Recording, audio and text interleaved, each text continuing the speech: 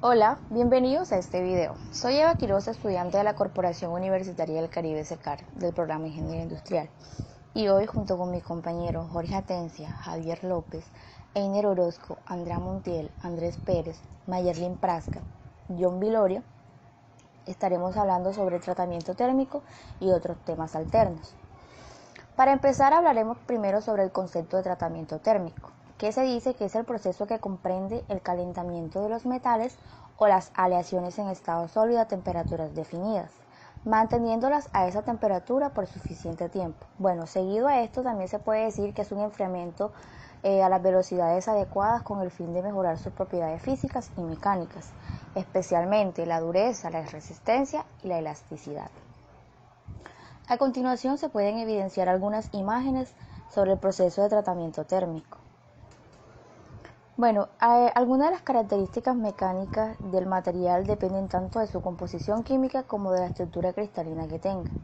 Los tratamientos térmicos se pueden modificar en estructuras cristalinas sin alterar la composición química, dando a los materiales unas características mecánicas que ya sean mucho más concretas. Mediante esto también se observa un proceso de calentamiento y enfriamiento sucesivo hasta conseguir la estructura cristalina que se desea. Encontramos también algunas características, como lo son la resistencia al desgaste. Se dice de esta que es la resistencia que ofrece un material a dejarse erosionar cuando está en contacto de fricción con otro material.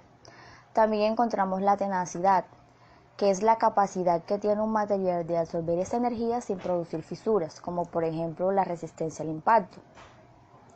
Y también dentro de esta encontramos la mecanizabilidad, que es la facilidad que posee un material de permitir el proceso de mecanizado por arranque de viruta.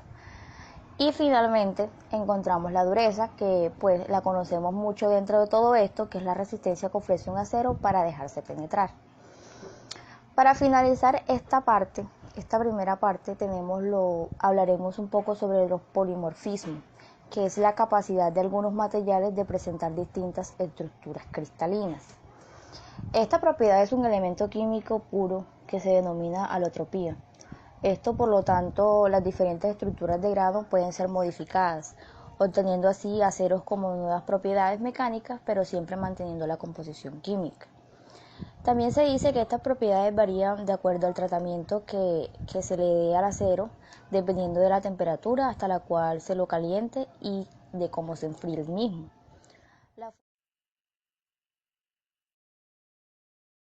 Existen diferentes tipos de tratamiento térmico del metal. Este tipo de proceso consiste en el calentamiento y enfriamiento de un metal en su estado sólido para cambiar sus propiedades física-mecánicas. Con el tratamiento térmico adecuado se pueden reducir los esfuerzos internos, el tamaño del grano, incrementar la tenacidad o producir una superficie dura con un interior dúctil. La clave de los tratamientos térmicos consiste en las reacciones que se producen en el material, tanto en los aceros como en las aleaciones no férreas, y ocurren durante el proceso de calentamiento y enfriamiento de las piezas, con unas pautas o tiempos establecidos. Uno de los principales tipos de tratamiento térmico es el temple, el cual tiene como finalidad aumentar la dureza y la resistencia del acero. No obstante, este tipo de tratamiento se subdivide en otros procesos, como lo es el temple continuo completo. Se aplica a los aceros hipoeutectoides. El temple continuo incompleto, que se le aplica a los aceros hipereutectoides. El temple escalonado. Este temple consiste en calentar el acero a temperatura adecuada y mantenerlo hasta que se transforme en austenita. Seguidamente se enfría con una temperatura uniforme en un baño de sales hasta transformarlo en vainita. El temple superficial. Se basa en un calentamiento superficial muy rápido de la pieza y un enfriamiento también muy rápido, obteniendo la austenización solo en la capa superficial, quedando el núcleo de la pieza blando y tenaz y la superficie exterior dura y resistente al rozamiento. El temple por inducción. Es un proceso de endurecimiento de el acero en el cual la superficie de las piezas se calientan rápidamente a temperatura de austenización mediante inducción electromagnética. Otro tipo de tratamiento es el revenido. El revenido consiste en disminuir la dureza y resistencia de los aceros templados. Se eliminan las tensiones creadas en el temple y se mejora la tenacidad.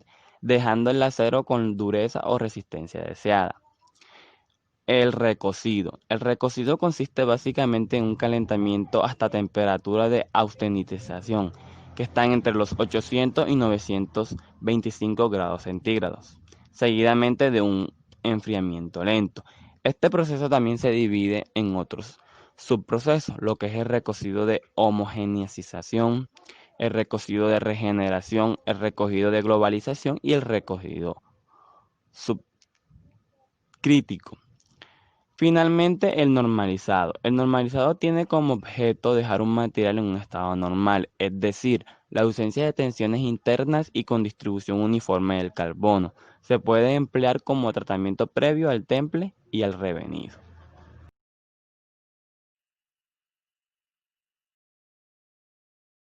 Ahora bien, definamos lo que es recocido. Es uno de los tratamientos térmicos más utilizados.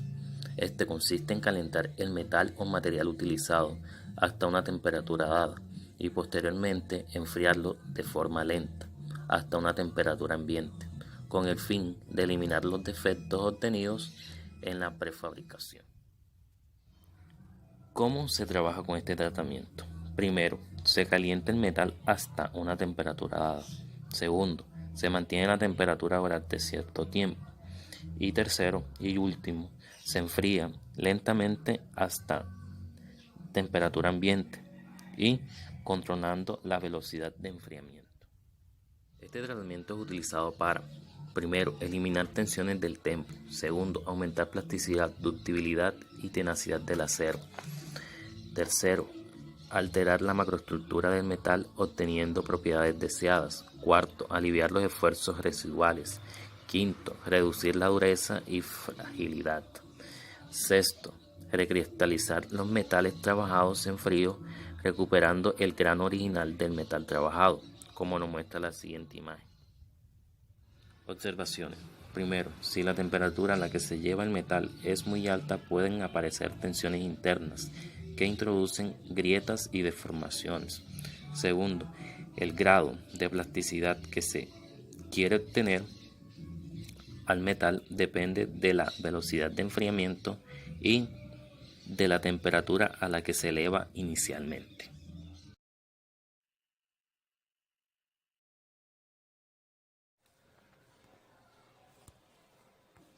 Bueno, siguiendo con el tema tenemos la formación de la martensita en el acero.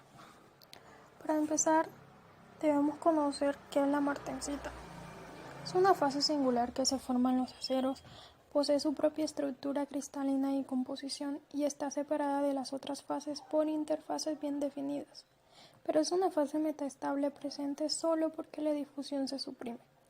La martensita también es una solución sólida sobresaturada de carbono y austenita. La martensita se forma por un mecanismo de corte. Muchos átomos se mueven cooperativamente y casi simultáneamente para llevar a cabo la transformación, un mecanismo que contrasta con el movimiento átomo por átomo a través de interfaces durante las transformaciones controladas por difusión. La siguiente figura muestra esquemáticamente algunas características de la transformación por corte de la austenita a la martensita.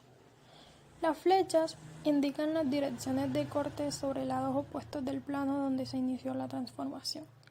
El cristal de martensita formado se desplaza parcialmente por encima y por debajo de la superficie de la austenita debido al corte. Así, como se muestra en la figura, la superficie horizontal original de la fase madre está rotada o inclinada en una nueva orientación debido a la transformación por corte. La inclinación de la superficie es una característica importante de las transformaciones de tipo de corte o martensíticas. La transferencia átomo por átomo a través de las interfaces en las transformaciones controladas por difusión no produce inclinación, sino que tienden a producir que la superficie de la fase producto sea paralela a la superficie de la fase madre.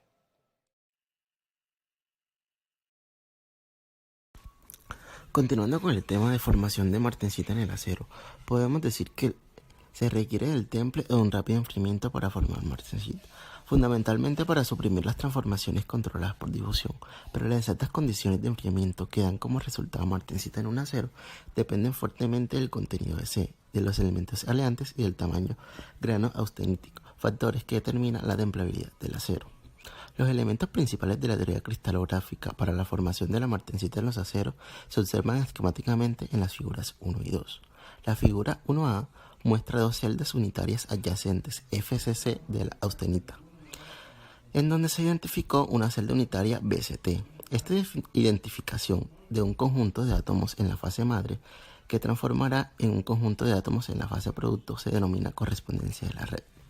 Los átomos identificados en la figura 1A se encuentran aislados en la celda unitaria de la izquierda de la figura 1B. En esta etapa las dimensiones de la celda BCT son aquellas derivadas del parámetro de la red austenita. La celda unitaria de la derecha de la figura 1B es de la martensita con los parámetros de red A y C, correspondientes a un dado contenido de carbono. Se requiere de la deformación de la red para producir la martensita desde la austenita. En los aceros, la correspondencia de la red mostrada en la figura 1A fue primeramente identificada por Bain y la deformación de la red desde FCC a BCT se conoce como deformación de Bain. En esta parte, endurecimiento superficial se conoce como un procedimiento que permite, mediante tratamiento de varios tipos, dar a una pieza metálica una dureza superficial. Esta característica es indispensable para garantizar cierta resistencia al desgaste de la superficie sometida a deslizamiento. El endurecimiento no se realiza con procedimientos mecánicos porque disminuye la resistencia a la fatiga de la pieza y por tanto se evita la superficie sometida al desgaste. Los ejemplos más extendidos de este tipo de elaboración son los engranajes y los árboles de levas, en los cuales también por motivos de economía tan solo se tratan las superficiales sometidas a desgaste. En ciertas operaciones de tratamientos térmicos se requieren atmósferas especiales como en algunos de los tratamientos de endurecimiento superficial. Hornos calentados con combustible. Estos por lo general son calentados directamente, lo cual significa que las piezas de trabajo quedan expuestas directamente a los productos de la combustión. Los combustibles incluyen gases como el gas natural o el propano y aceites que pueden atomizarse como el diésel o los hornos eléctricos. Estos usualmente usan una resistencia eléctrica para calentar, son más limpios y silenciosos y proporcionan un calentamiento más uniforme al momento de calentar la pieza, pero son más caros tanto en su valor de compra como en su operación. Hornos continuos. Estos se usan generalmente para velocidades de producción más altas y proporcionan un medio para mover el trabajo en el interior de la cámara de calentamiento.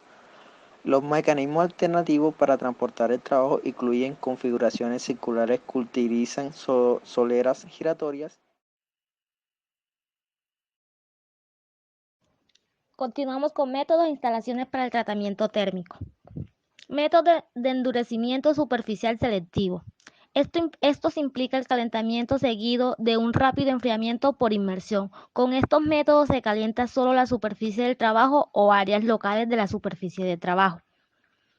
Primero, endurecimiento por flama. Implica el calentamiento seguido de un rápido enfriamiento por inmersión. Se aplica en aceros al carbono y aleados, en aceros de herramientas y fundiciones de hierro.